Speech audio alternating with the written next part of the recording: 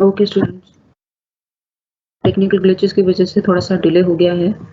तो हम थे इस पे process of insolvency under IBC. ठीक है, तो सबसे पहले एनसीएलटी को जो उनके पास एप्लीकेशन आई है वाइंडिंग अप की, उन्हें 14 डेज के अंदर डिसाइड करना है वेदर टू एक्सेप्ट इट और rejected. If they accepted then within these 14 days they also have to appoint an IRP interim resolution professional. उनका काम क्या होगा, आईआरपी का वो एक सीओसी बनाएंगे, फॉर्म करेंगे सीओसी, जो उसके भी जो एलएलपी के जो भी क्रेडिटर्स हैं उनकी कमिटी बनाएंगे। अब ये क्रेडिटर्स फाइनली एक प्रॉपर रेजोल्यूशन प्रोफेशनल को अपॉइंट करेंगे। ये जो आईआरपी जो गवर्नमेंट ने एनसीएलटी ट्रिब्यूनल ने अपॉइंट करा, इसका काम है सीओसी बनाना। अब ये सीओसी डिसाइड करेगी कि यही प्रोफेशनल को ही काम करना है, आगे का लिक्विडेटर का काम करना है, या फिर हमें ये काम किसी और लिक्विडेटर से कराना है। सो COC will then confirm the appointment of IRP और मे appoint some other RP with in 7 days. तो सीओसी की फॉर्मेशन के 7 दिनों के अंदर उन्हें डिसाइड करना है ये जो इंटरिम रेजोल्यूशन प्रोफेशनल है इसे ही कंटिन्यू रखना है, या किसी और जो हमें पसंद है उसको रेजोल्यूशन प्रोफेशनल को हायर करना है। तो ये सारा काम 7 दिनों के अंदर करना है उन्होंने, कमिटी बनने के बाद। अब उसके बाद आरपी अपॉइंट हो गया, नया रेजोल्यूशन प्रोफेशनल। अब इसका काम क्या है, ये एक रेजोल्यूशन प्रपोज रेजोल्यूशन प्रोसीजर के लिए एक मेमोरेंडम बनाएगा, मतलब एक रिपोर्ट काइंड ऑफ बनाएगा जिसमें किस तरीके से रिजॉल्व करना है सारा मैटर, एसेट्स को कैसे बेचना है, ये कैसे सेटल करना है सारे क्रेडिटर्स को, ये सारा एक मेमोरेंडम, ये एक रिपोर्ट बनाएगा आरपी। ठीक है, if this memorandum is accepted by approved by COC bye at least 75% voting in favour, मतलब अगर 75% क्रेडिटर्स इसको अप्रूव करते हैं कमिटी में, 75% वोटिंग से अगर ये मेमोरेंडम अप्रूव हो जाता है तो ये मेमोरेंडम एनसीएलटी को सबमिट कर दिया जाएगा। ठीक है, और अगर अप्रूव नहीं होता तो आरपी दूसरा मेमोरेंडम सीओसी से बात करके बनाएगा, उसको फिर एनसीएलटी को सबमिट करेगा। अब ये सारा जो काम है एलएलपी ने सॉरी एनसीएलटी को सबमिट कर दिया। एलएलपी शैल बी रीस्ट्रक्चर्ड और revive if accepted by NCLT. तो एनसीएलटी अगर ये मेमोरेंडम को एक्सेप्ट करता है जिसमें रेजोल्यूशन प्रोसीजर किस तरीके का होना चाहिए, किस तरीके से रिजॉल्व करने मैटर्स एलएलपी के, तो ये एनसीएलटी अप्रूव करता है तो एलएलपी को उसी के बेसिस पे या तो रीस्ट्रक्चर किया जाएगा, रिवाइव किया जाएगा, या फिर उसे लिक्विडेट कर दिया जाएगा। ठीक है, and the last point is otherwise NCLT shall pass an order of liquidation। तो जो भी रिपोर्ट है उसके बेसिस पे एनसीएलटी डिसाइड करेगा कि इसको रीस्ट्रक्चर करना है या फिर इसको रिवाइव करना है, ठीक करना है, या फिर इसे खत्म करना है। एनसीएलटी इस मेमोरेंडम के बेसिस पे डिसाइड करेगा। अब उसके बाद अगर लिक्विडेशन का ऑर्डर आता है एनसीएलटी का, मतलब इसे खत्म करना है, तो देखो क्या है लिक्विडेशन ऑर्डर बाय एनसीएलटी, ये कब आ सकता है, इन 3 following situations. One is resolution plan is not approved by COC. जो रेजोल्यूशन प्लान आरपी ने बनाया वो सीओसी को पसंद नहीं आया, वो रेडी नहीं है रेजोल्यूशन प्लान से, तो उस केस में लिक्विडेशन ही होगा, कोई सोल्यूशन है ही नहीं एनसीएलटी के पास। या फिर जो रेजोल्यूशन प्लान है अगर सीओसी ने अप्रूव कर दिया बट एनसीएलटी को नहीं समझ में आया कि भैया ऐसा तो नहीं हो सकता, ये तो गलत है, तो भी एनसीएलटी लिक्विडेशन का ऑर्डर दे देगा। या फिर adversely affected person of LLP makes an application to NCLT and NCLT finds the charge to be genuine, या NCLT के पास कोई ऐसे पर्सन एप्लीकेशन देता है कि भैया LLP को खत्म हो जाना चाहिए जो उसके कामों से अफेक्ट हो रहा है, और एनसीएलटी को लगता है कि वो जो उसकी एप्लीकेशन इस पर्सन की बिल्कुल जेन्युइन है, तो भी एनसीएलटी लिक्विडेशन का ऑर्डर दे देगा। मतलब पूरी तरीके से कहानी एनसीएलटी के हाथ में है। ठीक है, now this we have done now the third mode of winding up is voluntary winding up। तो ये किस तरीके से हो सकता है, तो इसके जो प्रोविजन है आईबीसी कोड में ये दे रखे हैं 2016 में। और सबसे पहले ये वॉलंटरी, अगर आप अपनी मर्जी से वाइंड अप होना चाहते हो तो पहले आपको ये सारी कंडीशन फुलफिल होनी चाहिए, तभी आप वॉलंटरी वाइंडिंग अप के लिए अप्लाई कर सकते हो। पहली चीज आप सॉल्वेंट होनी चाहिए। सॉल्वेंट का मतलब है ऐसा नहीं कि क्रेडिटर्स को पैसे दिए नहीं, आपकी कैपेबिलिटी नहीं है तो आप बंद कर रहे हो, नहीं, उनको कैपेबिलिटी है तो ही आप वॉलंटरली वाइंड अप कर सकते हो। ठीक है, उनसे बचने के लिए ऐसा नहीं कि फर्म बंद करो और भाग लो, नहीं, तो लॉ ये आपको अलाउ नहीं करेगा। ठीक है, दूसरा केस है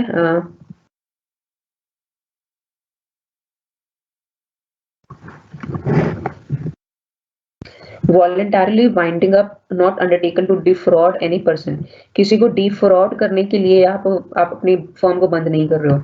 तीसरी चीज है a declaration of solvency DOS by majority of designated partners by majority of designated partners affirming that the LLP is in a position to pay all its debts in full form the proceeds of the assets to be sold in liquidation। मतलब LLP पूरी position में है, ये पूरी तरीके से solvent है और अपनी सारी एसेट्स को बेच के लायबिलिटीज को पे ऑफ करने की कैपेसिटी में है। मतलब इसको अपनी सॉल्वेंसी रिपोर्ट भेजनी है और डेजिग्नेटेड पार्टनर्स का ये अफर्मेशन चाहिए कि हाँ ये बिल्कुल सही है और हम इस सॉल्वेंट हैं और इस पोजीशन में है कि अपने सारे डेट्स को चुका पाए। तो उसी केस में ही आप वॉलंटरली वाइंड अप कर सकते हो। अगर आप सॉल्वेंट नहीं हो, आपकी कैपेसिटी नहीं अपने क्रेडिटर्स को पे ऑफ करने की, तो आप अपनी मर्जी से बंद नहीं कर सकते, उनको निपटारा करके उनको पैसा चुकाने के बाद ही आप वाइंड अप कर सकते हो। ठीक है।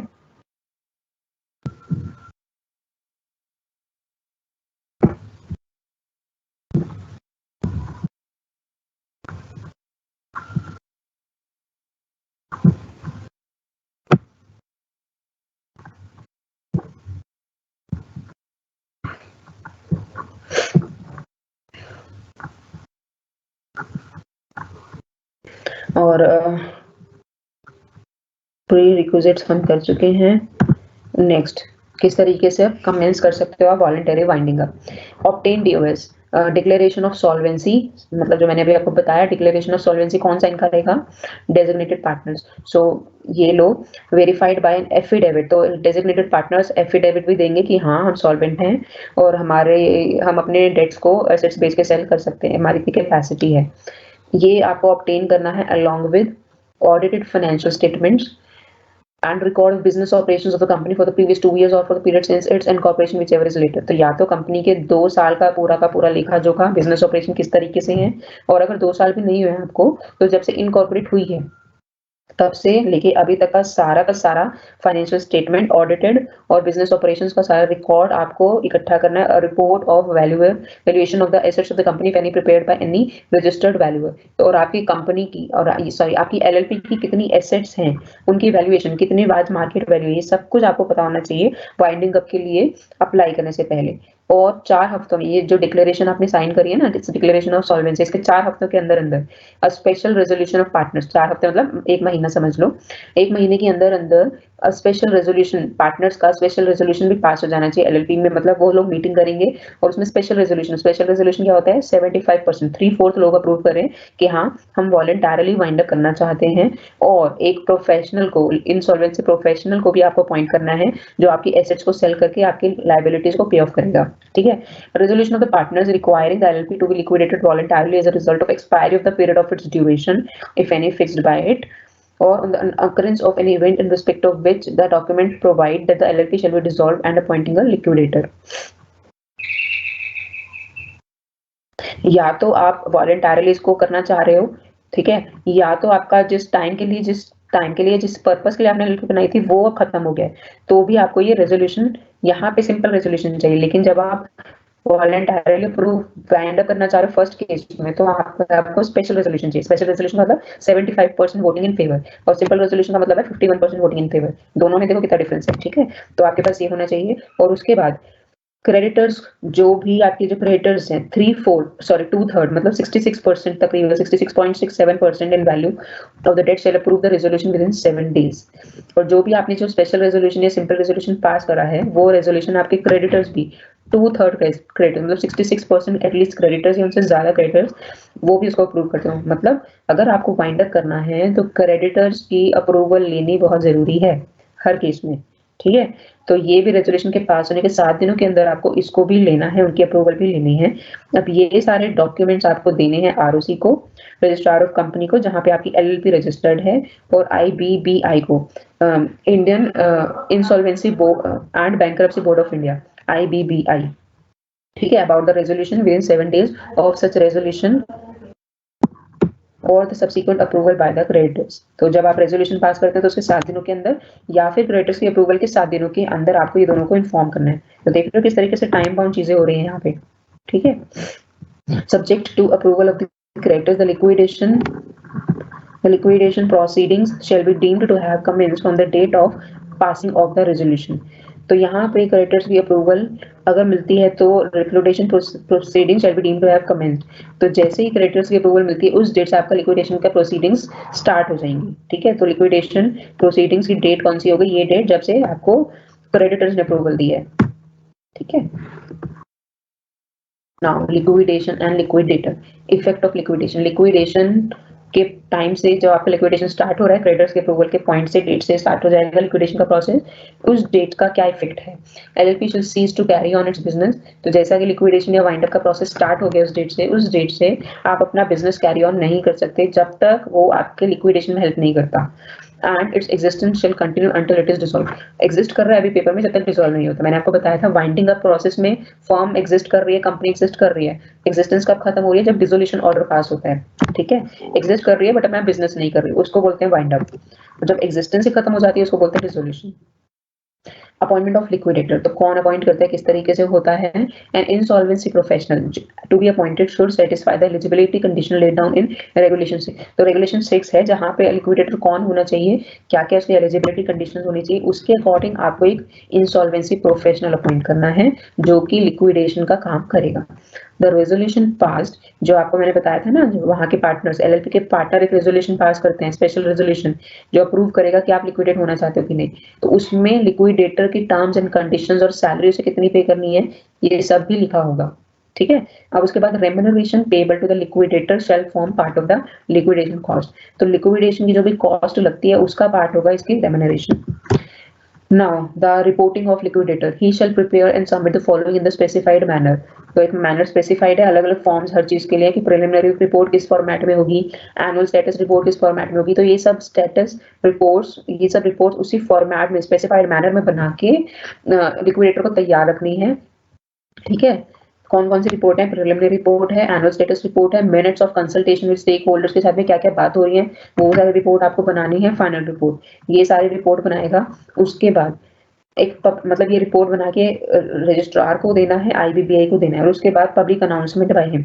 तो लिक्विडेटर पब्लिक अनाउंसमेंट भी करेगा। उसका कंटेंट क्या पब्लिक अनाउंसमेंट होगी वो देखो, it shall call upon stake holders to submit, ये कॉल है, ऑल नहीं है। ठीक है, shall call upon stakeholders to submit their claim। तो ये पब्लिक अनाउंसमेंट में लिक्विडेटर क्या देगा कि भैया जो जो भी स्टेक होल्डर्स हैं, जिनको भी इसमें लगता है कोई इंटरेस्ट है, एलएलपी से पैसा लेना है या उनके कोई भी क्लेम्स हैं, वो आके मुझे इन्फॉर्म करे। और उसमें वो डेट भी दे देगा कि इस डेट तक की, मतलब अगर आपके पास 7 दिन है या 30 दिन है, इतना में आप अपने क्लेम्स मुझे दो, उसके बाद हम चेक करेंगे कि आपके क्लेम्स जेन्युइन है कि नहीं है, तभी आपके क्लेम सेटल होंगे। तो नॉर्मली 30 दिनों का टाइम मिलता है लिक्विडेशन कमेंसमेंट डेट से क्लेम देने में, सबमिट करने में।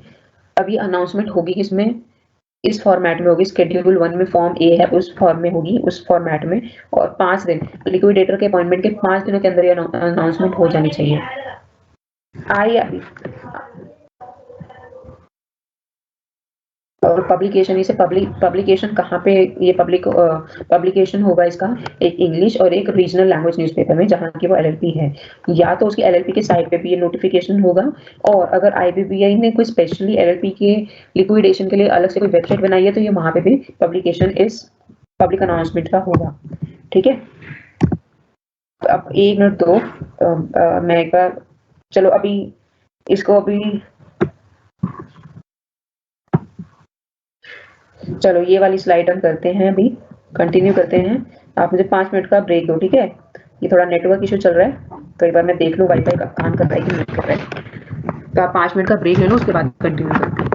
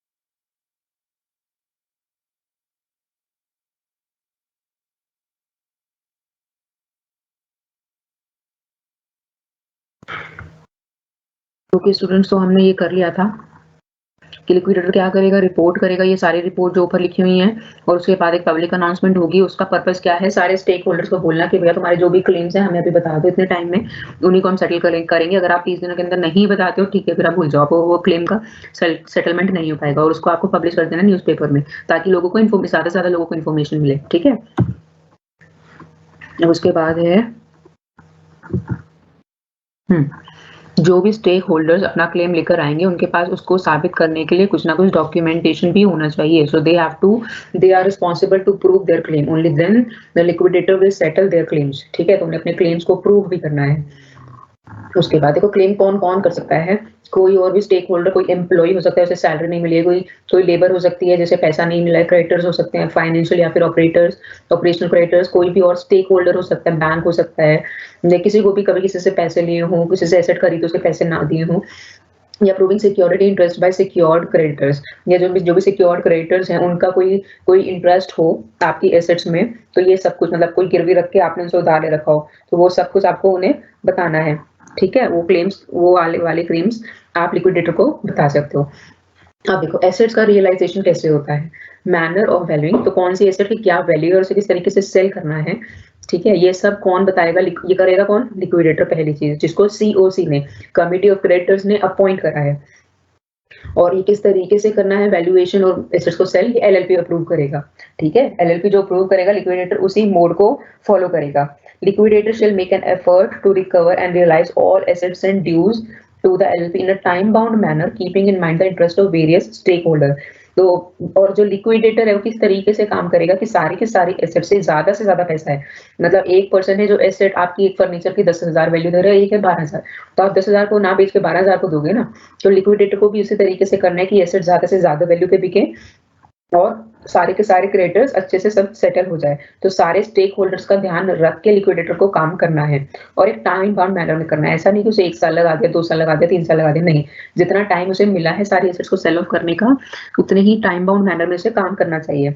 Liquidator shall realise the unpaid capital contribution from the partners who has not yet paid. Liquidation के टाइम पे लिक्विडेटर उन पार्टनर से वो सारी कैपिटल कंट्रीब्यूशन भी ले लेगा जो उन्होंने अभी तक, जिनको पे करनी थी और अभी तक पे नहीं करी है, क्योंकि जो पार्टनर्स की लाइबिलिटी होती है, या फिर लाइबिलिटी जो होती है वो सिर्फ उनकी कैपिटल अमाउंट तक ही लिमिटेड होती है। तो जितना कैपिटल वो लगाते हैं, जितना उन्होंने कहा है वो लगाएंगे, और अभी तक अगर उन्होंने नहीं लगाया तो वो कॉन्ट्रीब्यूशन भी आप उन पार्टनर से लोगे। ठीक है, अब उसके बाद है लिक्विडेशन की जो भी प्रोसीड्स आएंगी, ठीक है, एसेट्स को बेच के जो भी पैसा आया है उसको क्या करना है, किस तरीके से डिस्ट्रीब्यूट करना है। So all money is to be deposited in a bank account, तो एक पर्टिकुलर बैंक अकाउंट होगा, ऐसा नहीं है कि आप कैश में करोगे, सारा का सारा उस बैंक अकाउंट में आपको सेव करना है जो भी आपको लिक्विडेशन से प्रोसीड्स आएंगी।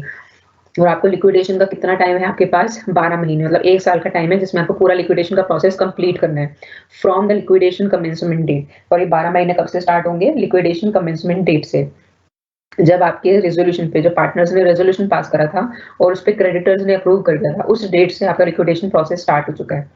वहां से 1 साल का पूरा आपको टाइम मिलता है पूरा लिक्विडेशन को कंप्लीट करने का। And if it is taking more time, कभी कभार होता है कुछ एसेट्स होते हैं जो नहीं खरीदते, लोग ही नहीं खरीदते, जैसे कि आपने न्यूज में देखा होगा एयर इंडिया को बेचने के लिए गवर्नमेंट को कितना टाइम लगा। ठीक है, फाइनली किसने खरीद लिया उसको, टाटास ने। ठीक है, if it is taking more time, the liquidator shall present an annual status report indicating progress in liquidation. तो अगर लिक्विडेटर को ज्यादा टाइम लग रहा है 12 महीने से, तो वो एक रिपोर्ट बनाकर दे देगा कि भैया देखो मुझे टाइम क्यों लग रहा है और अभी क्या प्रोग्रेस चल रहा है। ठीक है, now liquidator shall prepare the final report, मैंने आपको बताया था एनुअल स्टेटस रिपोर्ट भी वो बनाएगा, फाइनल रिपोर्ट भी लिक्विडेटर बनाएगा। ठीक है, तो फाइनल रिपोर्ट अभी क्या है, on completion of liquidation process, तो कंप्लीशन के टाइम पे वो फाइनल रिपोर्ट बनाएगा जिसमें सब पूरा होगा, कितनी एसेट्स कितने में बिकी, कितने क्रेडिटर्स को पे ऑफ किया, कितना पार्टनर्स को मिला, कितनी किस तरीके से सब कुछ हुआ। And submit this final report to the ROC and IBBI. ठीक है, रजिस्ट्रार ऑफ कंपनी को करना है, insolvency and bankruptcy board of India को सबमिट करना है, और इनके साथ साथ एनसीएलटी को भी सबमिट करना है जो फाइनल डिसोल्यूशन का ऑर्डर देगा। ठीक है, अलॉन्ग विद द एप्लीकेशन, और उसके साथ में एक एप्लीकेशन भी होगी कि जो भी लिक्विडेटर ने किया है अपने अपने पूरे होश और हवास में किया है, अपनी अच्छी विल से किया है, मतलब इस तरीके की एप्लीकेशन होगी जिसको वो लिखा हुआ है पूरा, मतलब सेक्शन में 59 में ये एप्लीकेशन में क्या क्या होगा। ठीक है, उसके अंदर ज्यादा जाने की जरूरत नहीं है।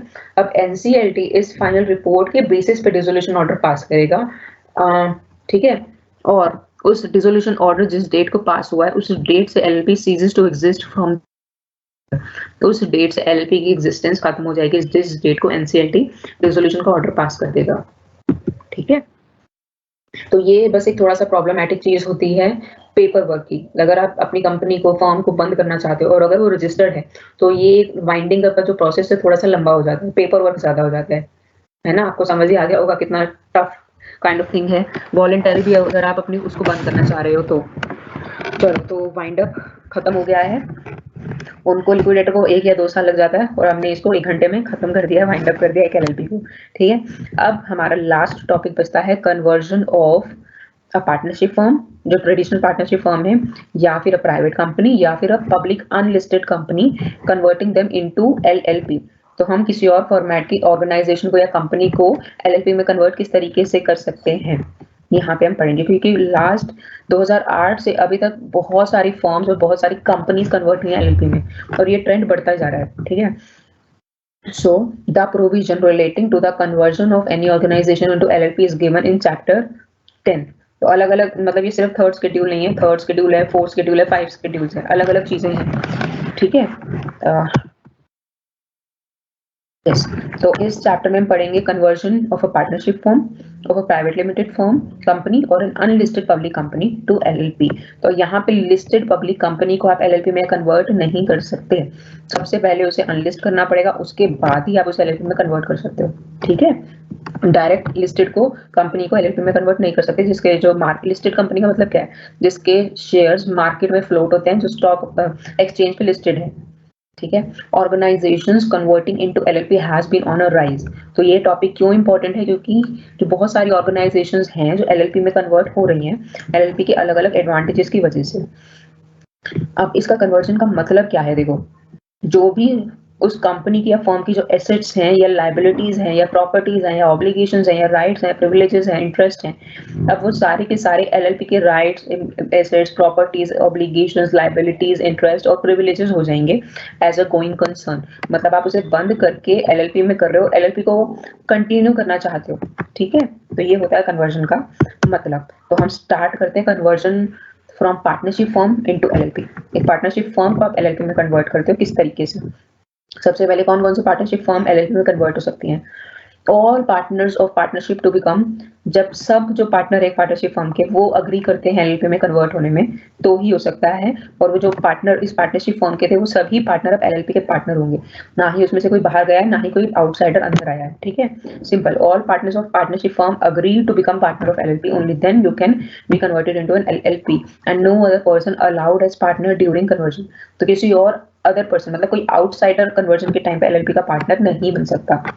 ठीक है, और फर्स्ट पॉइंट का मतलब है कोई बाहर नहीं जा सकता, सेकंड का मतलब है कोई दोबारा अंदर नहीं आ सकता इस कन्वर्जन के टाइम पीरियड में। कन्वर्ट होने के बाद कोई भी आए कोई जाए एलएलपी में, कोई प्रॉब्लम नहीं है। Now preliminary requirements for conversion. Conversion के लिए क्या क्या है, पहली चीजें आपको ध्यान में रखनी है।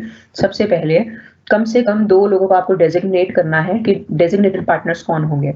At least 2 has to be designated partners ना, 2 या 4 या 5 या 2 से कितने भी ज्यादा, उनको आपको डिसाइड करना है।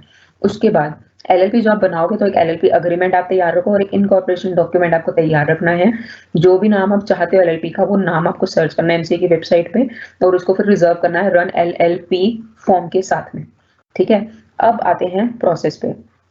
ये जो प्रोसेस आप कन्वर्जन का स्टार्ट करोगे, ये स्टार्ट करोगे बाय फिलिंग ई फॉर्म 17। ये ई फॉर्म 17 है, इसको फॉर्म फिल करोगे, इसमें जो भी फीस मांगी जाएगी उसको दोगे, इनकॉर्पोरेशन अपना डॉक्यूमेंट जो है सबमिट करोगे और इसको साइन करना है डिजिटली। ठीक है, डिजिटली साइन होगा डेजिग्नेटेड पार्टनर से और इसे सर्टिफाई करेगा कोई सीए या फिर कोई कॉस्ट अकाउंटेंट। ठीक है, तो तब ये ई फॉर्म आप सबमिट करोगे और e form this e form 17 contain 2 parts. Part A में जो आपकी पार्टनरशिप फॉर्म ऑलरेडी है उसके बारे में आपको कोई इन्फॉर्मेशन देनी है, लाइक उसका क्या नाम है, क्या रजिस्ट्रेशन नंबर है, कब रजिस्टर हुई थी, कौन कौन से पार्टनर्स है, एटसेट्रा एटसेट्रा। पार्ट बी जो है थोड़ा सा लेंदी है, उसमें देखो क्या क्या इंक्लूडेड है, ये है नेक्स्ट स्लाइड पे। Part B of the form 17 includes statement by partners. अब पार्टनर्स क्या क्या स्टेटमेंट देंगे, all the requirements of LLP Act 2008 and the rules made thereunder have been complied with in respect of conversion। तो सबसे पहले partners जो है क्या स्टेटमेंट देंगे कि जो सारे LLP के जो एक्ट के जो सारे प्रोविजंस हैं, रिक्वायरमेंट्स हैं, रूल्स हैं कन्वर्जन को लेकर वो सब फॉलो हुए हैं, उन्हीं को फॉलो किया गया है, उनको कोई रूल्स को ब्रेक नहीं करा है, मोल्ड नहीं करा है, ठीक है। दूसरी चीज क्या है, all the partners of the LLP comprise all the partners of the firm and no one else. तो जो पार्टनरशिप के पार्टनर्स थे वही के सारे एलएलपी के भी पार्टनर्स होंगे, कोई भी बाहर का इंसान एलएलपी को नहीं ज्वाइन कर रहा है इस टाइम पे। सारी क्लियरेंसेज ले लो, अप्रूवल, परमिशन सब कुछ आप ले चुके हो, ये सारी स्टेटमेंट पार्टनर्स दे रहे हैं, ठीक है। एलएलपी में कन्वर्ट करने के लिए सारी अप्रूवल, परमिशन, क्लियरेंसेज आप ऑब्टेन कर चुके हो। सारे सिक्योर्ड क्रेडिटर्स का अप्रूवल, उनकी कंसेंट आप ले चुके हो। And to the best of my knowledge and believe the information given in this form and its attachments are correct and complete. तो ये सारा स्टेटमेंट पार्टनर्स इस पे साइन करेंगे, और ये स्टेटमेंट ये फॉर्म 17 में पार्ट बी के अंदर आपको ये सब साइन करके अप्रूव करना है। और उसी के साथ में इसमें क्या क्या अटैचमेंट लगेंगे पार्ट बी में, statement of consent of partners, तो जो भी पार्टनर्स हैं जो कंसेंट दे रहे हैं उनकी स्टेटमेंट, उसके बाद जो भी एसेट्स और लायबिलिटीज हैं उस फर्म की सर्टिफाइड, मतलब कोई सीए वगैरह साइन करेगा उसके, वो सर्टिफाइड एसेट लायबिलिटीज की स्टेटमेंट, आपकी लेटेस्ट इनकम टैक्स रिटर्न जो भेजा है उसका एक्नॉलेजमेंट की कॉपी लगानी है आपको साथ में, वो अटैच करनी है। उसके बाद कोई भी रेगुलेटरी बॉडी है उनसे अप्रूवल जो आपने ले रखी है वो अटैच करनी है। और उसके बाद जो भी क्रेडिटर्स हैं उनकी कंसेंट, तो ये सारी अटैचमेंट आप लगाओगे तब जाके पार्ट बी कंप्लीट होगा, फॉर्म 17 कंप्लीट होगा, ठीक है। अब आपका फॉर्म 17 कंप्लीट हो चुका है, फिल करो, ऑनलाइन है, सबमिट करो। उसके बाद ये ऑटोमेटिकली चला गया है आरओसी के पास, रजिस्ट्रार ऑफ कंपनीज के पास, ठीक है।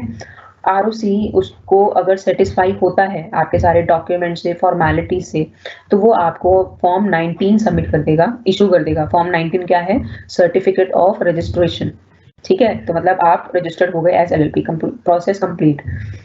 Registrar can also refuse the conversion, registrar के पास अथॉरिटी की वो अप्रूव भी कर दे कन्वर्जन एप्लीकेशन को, या फिर उसे डिसअप्रूव कर दे, रिफ्यूज कर दे, अगर वो सेटिस्फाइड नहीं है जो भी इन्फॉर्मेशन आपने दी है या फिर डॉक्यूमेंटेशन आपका प्रॉपर नहीं है तो।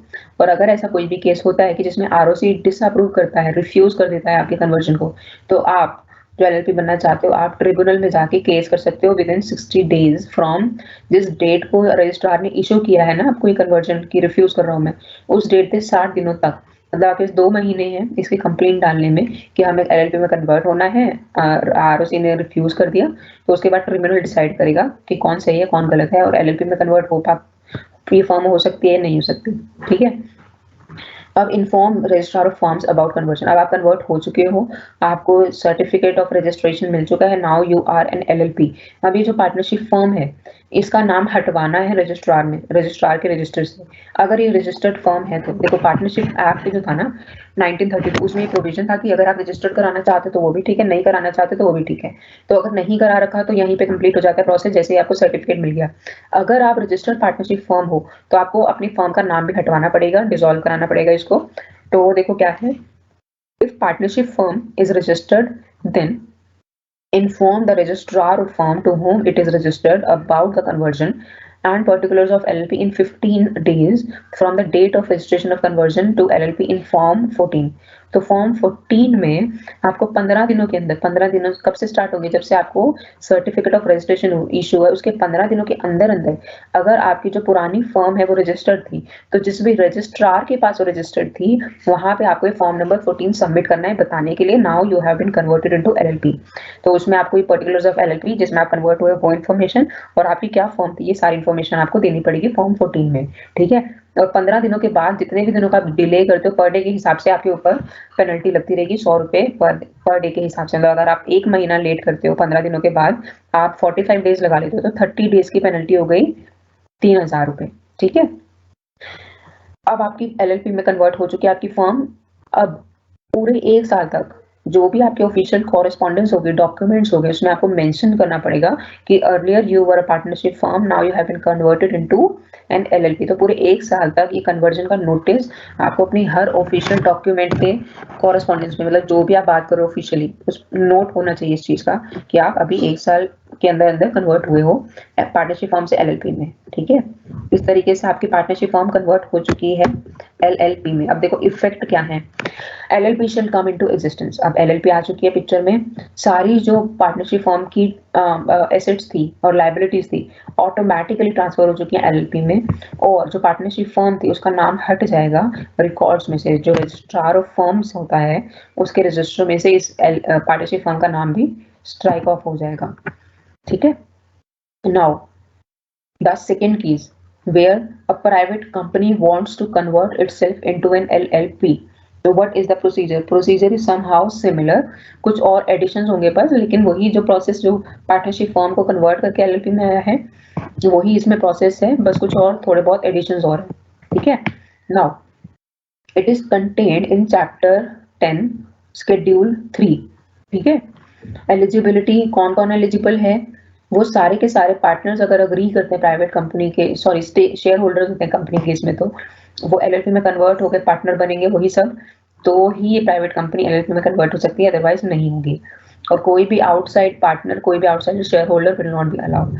तो जो कंपनी के सारे शेयर होल्डर्स हैं वही के वही सारे अब LLP के पार्टनर्स बनेंगे, ना ही कोई बाहर से आएगा, ना ही इनमें से कोई एग्जिस्टिंग पार्टनर शेयर होल्डर में से कोई बाहर जाएगा। ठीक है, नाउ द प्रिलिमिनरी रिक्वायरमेंट्स।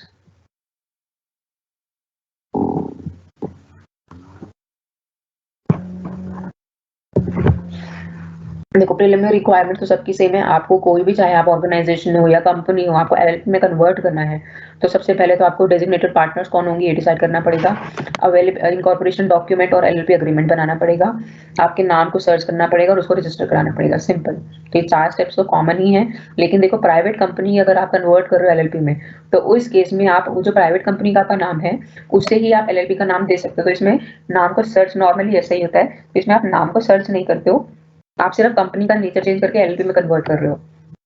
सो देखो इसमें लिखा भी हुआ है, सबसे पहले तो decide the designated partners, then draft LLP agreement and incorporation document, and then fill form run LLP, and the name is usually the same as company name. तो नॉर्मली जो प्राइवेट कंपनी को LLP में convert करते हैं वो अपना same ही नाम रखते हैं, तो उन्हें MC की साइट पे जाके उसे सर्च करने की जरूरत नहीं होती है, उनका नाम ऑलरेडी रजिस्टर्ड है, उसके आगे बस वो जो प्राइवेट लिमिटेड लिखा होता था अब वो LLP हो जाएगा। ठीक है, प्रोसीजर ऑफ कन्वर्जन। अब क्या प्रोसीजर है, यहाँ पे देखो जब एक फॉर्म को कन्वर्ट करना था LLP में तो उसके लिए था फॉर्म 17, यहाँ पे है form 18।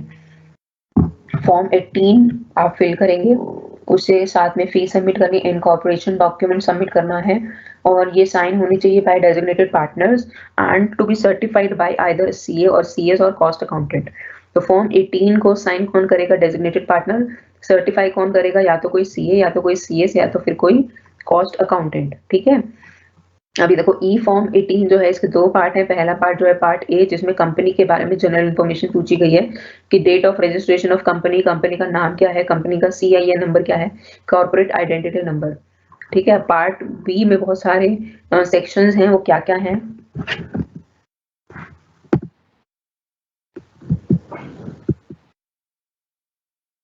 Part B of form 18, इसमें भी स्टेटमेंट बाय शेयर होल्डर्स, यहाँ पे शेयर होल्डर्स की स्टेटमेंट होगी, क्या स्टेटमेंट होगी, all the requirements of the LLP Act 2008 and the rules made thereunder have been complied with in respect of conversion। तो conversion से related जो भी rules and procedures and provisions हैं in LLP Act 2008 all have been followed। सबको आपने follow किया है, पहली स्टेटमेंट तो ये हो गई।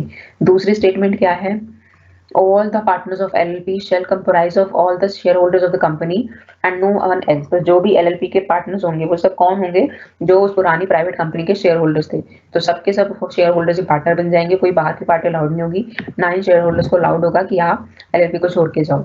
बनने के बाद जरूर आप चेंज कर सकते हो, लेकिन कन्वर्जन के टाइम पे all share holders should be members of the partners of these LLP।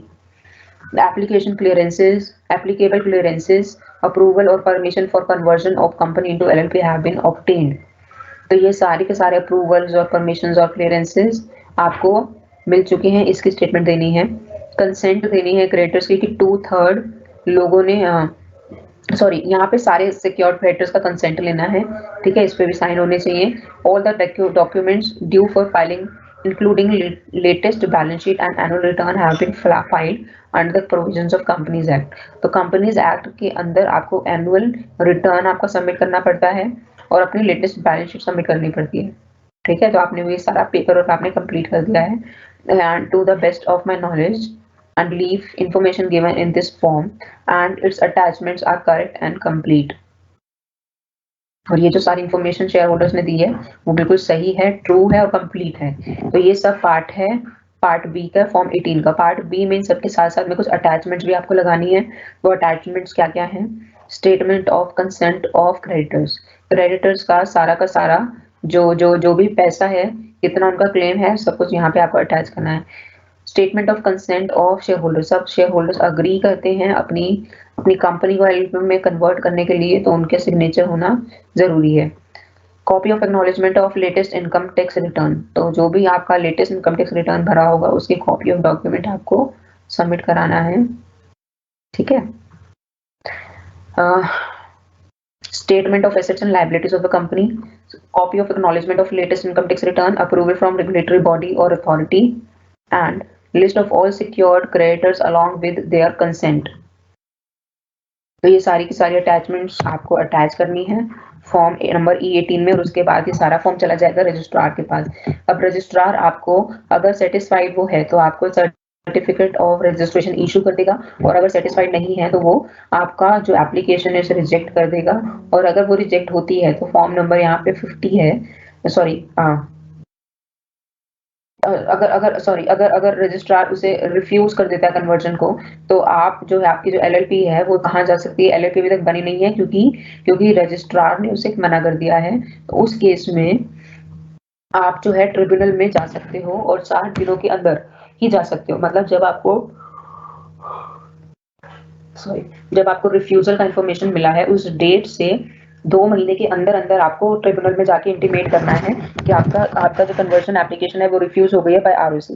तो ट्रिब्यूनल में वहां पे सुनवाई होगी। अगर आपको 60 दिनों से ज्यादा लगता है तो आपका केस वहीं खत्म, आपको शुरू से स्टार्ट करना पड़ेगा सब कुछ। ठीक है।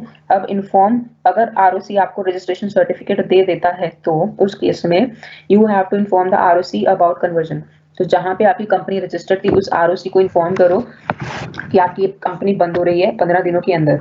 ठीक है। फॉर्म 14,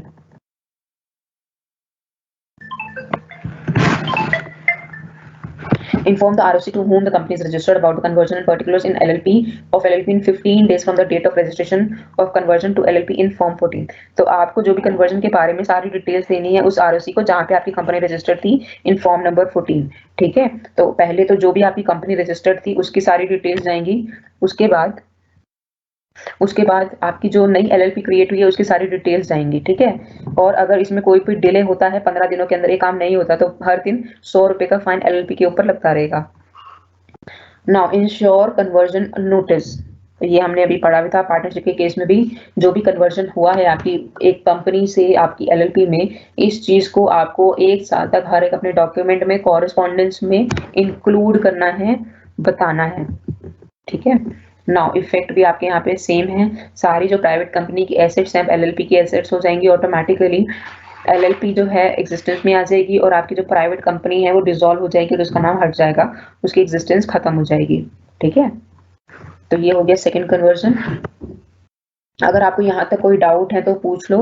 उसके बाद फिर हम थर्ड केस करते हैं जहाँ पे एक पब्लिक अनलिस्टेड कंपनी को कन्वर्ट करेंगे हम प्राइवेट कंपनी में। ठीक है। तो अगर यहाँ तक किसी को कोई डाउट है, 5 मिनट का सेशन ले लेते हैं जल्दी से, कोई डाउट है तो आप पूछ सकते हो।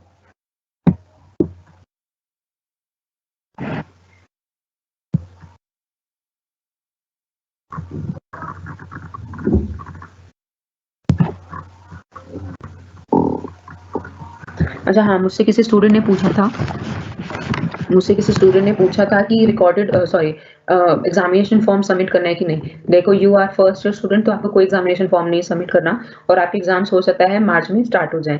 ठीक है।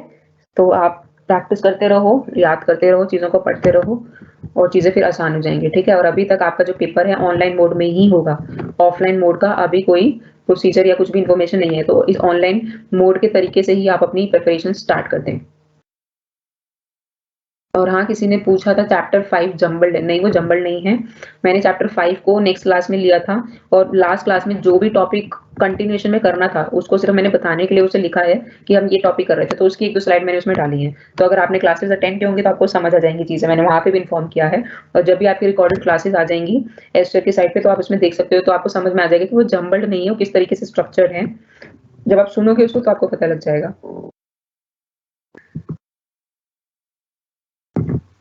इसके बाद हमारी 2 क्लासेस और बचती हैं, this Sunday and coming Friday, जिसमें हम आईटी एक्ट कंप्लीट करेंगे, ठीक है?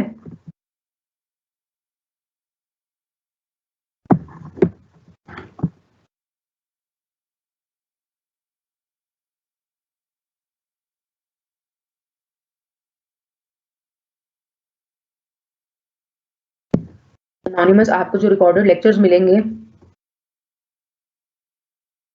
हाँ, मैं ये डाल दूँगी पीपीटी सारी। एक और चीज़ है, आपको जो पार्टनरशिप की जो फर्स्ट क्लास थी, उसकी पीपीटीज़ मिसिंग हैं, वो मुझसे बाय मिस्टेक वो ओवरराइट हो गई हैं, ठीक है? तो वो वाली पीपीटी आपको नहीं मिलेगी, वो बाय मिस्टेक वो मेरे फॉल्ट की वजह से, तो आप उसको प्लीज़ आप बुक से ही कर लें कवर, या फिर रिकॉर्डेड लेक्चर जो आपको मिलेंगे आप उससे कवर कर लो, उसकी पीपीटी मैं आपको नहीं दे पाऊँगी, मेरे पास ही नहीं है वो, तो मेरा ही डेटा, मेरी ही मेहनत को मैं सेव नहीं कर पाई, ठीक है? Sorry for that. तो आपको पीपीटी पार्टनरशिप सेकंड क्लास और पार्टनरशिप थर्ड क्लास की पीपीटीज मैं आपको दे दूंगी आज या कल में, ठीक है?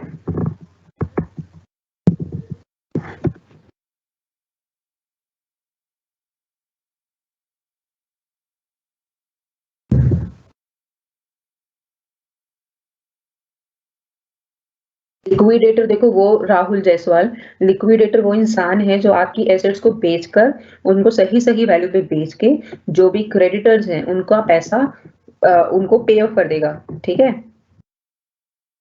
तो जो पूरा लिक्विडेशन का प्रोसेस है, एसेट्स को बेचना, सारी लायबिलिटीज को पे ऑफ करना, ये काम करेगा लिक्विडेटर।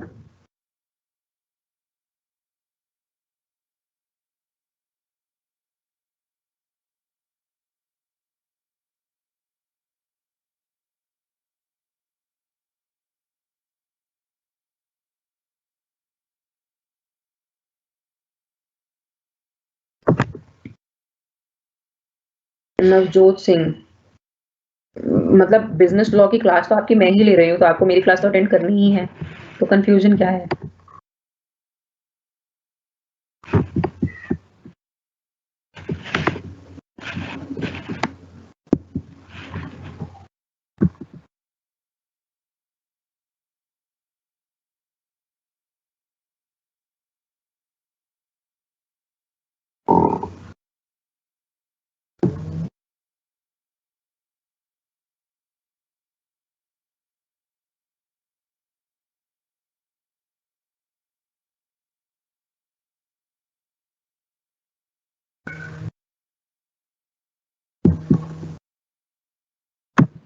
तो मार्च के स्टार्टिंग में अर्चित आपको आपका एग्जाम शेड्यूल मिल जाएगा, तो चाहे एग्जाम 20 से स्टार्ट हो चाहे 25 से स्टार्ट हो, 5 ही दिनों का फर्क है, कोई ज्यादा मेजर डिफरेंस नहीं है, तो आप 20 के अकॉर्डिंग ही प्रिपरेशन स्टार्ट कर दो, ठीक है?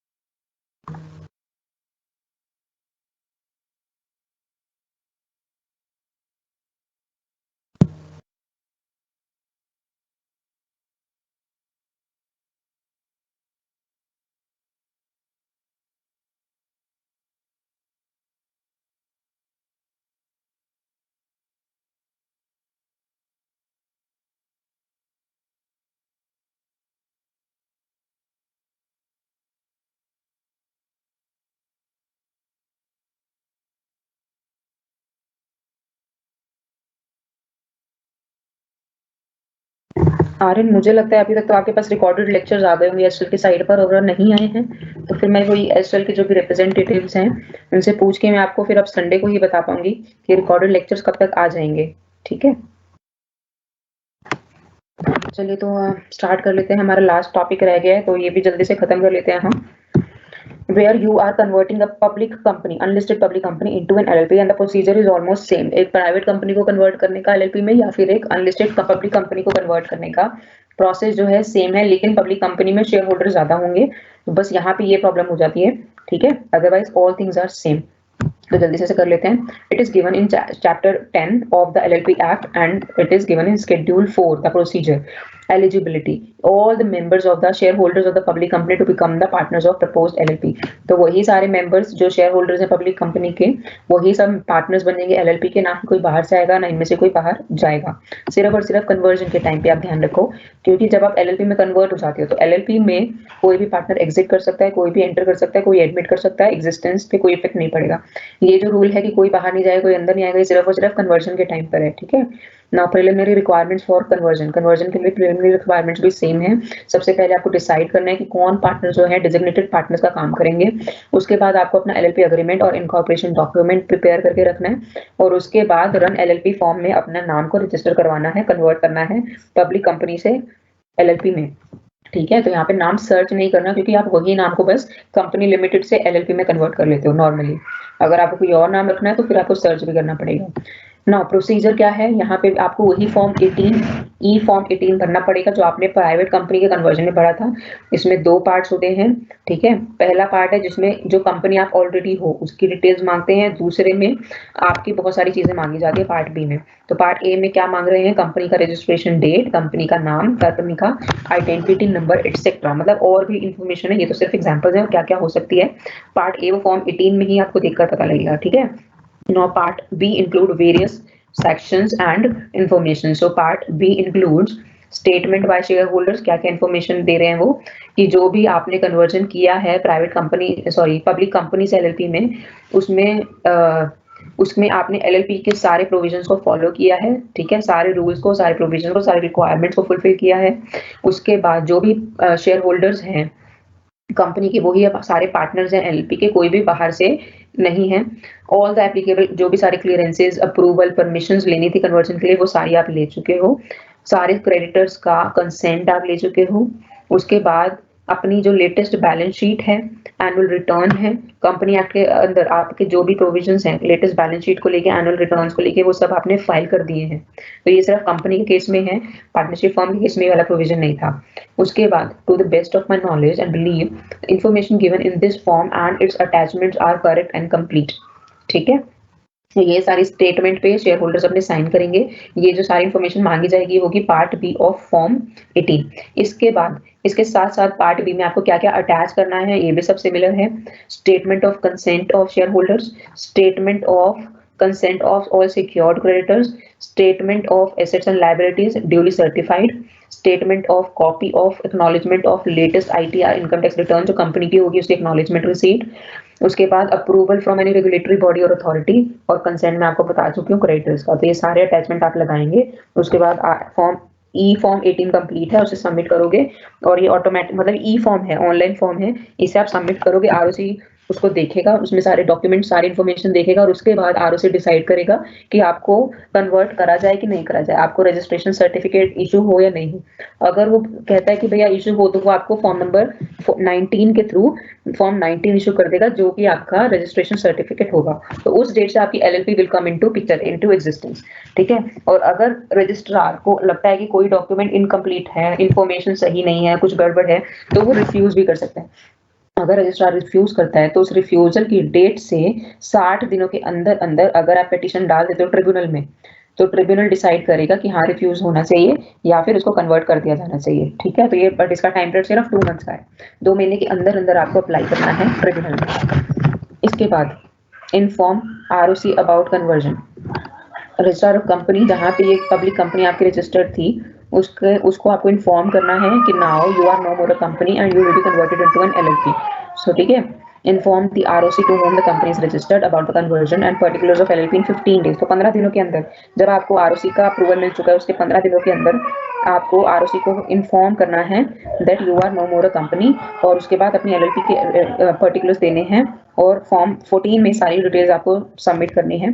उसके बाद LLP लायबल टू पे ₹100 पर डे फॉर डिले। अगर आप डिले करते हो तो ₹100 पर दिन के हिसाब से LLP की लायबिलिटी है, ठीक है। और ये सारा अप्रूवल होने के बाद now you have come into existence, LLP has come into existence, this information you have to provide in every correspondence, in every official document for at least 1 year.